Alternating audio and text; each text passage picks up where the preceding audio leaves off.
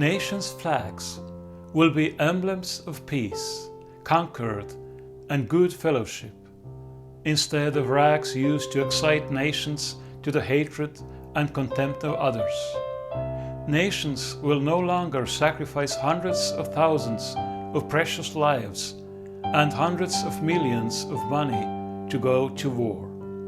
And when the clocks strike 12 in the night of the 31st of December 2000, the world will be found to go very well then, and the hymns of praise will be heard sung by men to their God from the depths of their hearts.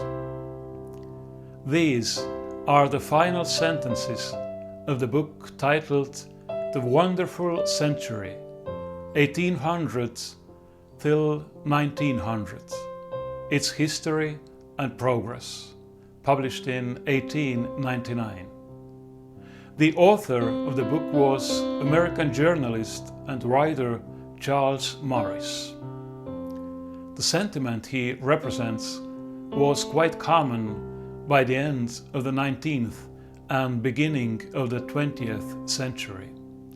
Especially the most educated people believed wholeheartedly in enlightenment and progress and were deeply convinced that in the new 20th century it was impossible for modern man to go to war against his fellow human beings.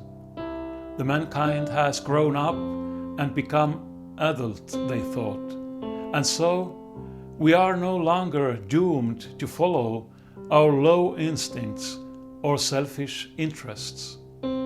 It's all over, left behind, and the mankind is heading for a wonderful future. And then came the year 1914 with the First World War, the most terrible war humanity had ever seen in its history. Later they called it the war to end all wars, until the year 1939 and the Second World War, with even more slaughtering and destruction. What was again the prediction for the 20th century? Nations will no longer sacrifice hundreds of thousands of precious lives and hundreds of millions of money to go to war.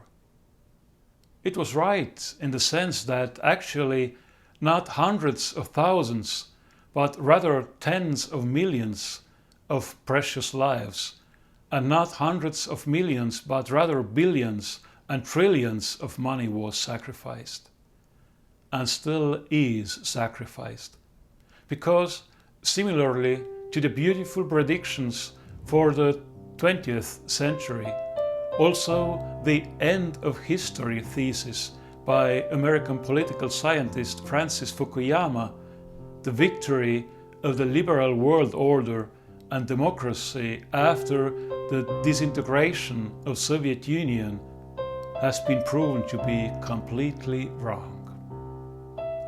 Today's mankind has certainly accumulated significantly more material wealth than ever before, but we haven't come any closer to true happiness, harmony, and prosperity.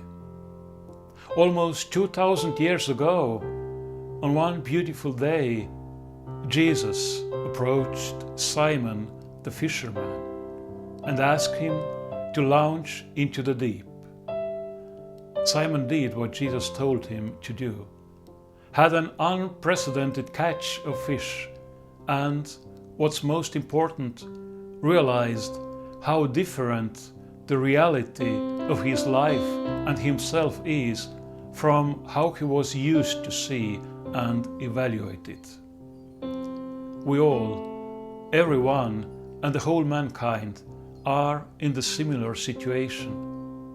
And we all, if we want to be honest and sincere, should say, together with Simon, to Jesus, Lord, I am not worthy of you, for I am a sinner. Perhaps more than ever before, certainly not less, the mankind must recognize and confess is utter corruption and inadequacy, realizing that there is no other way to salvation than through the grace of God in Jesus Christ. Which means that there is a way of redemption and salvation for all of us, precisely through the grace of God in Jesus Christ. Amen. May God bless you.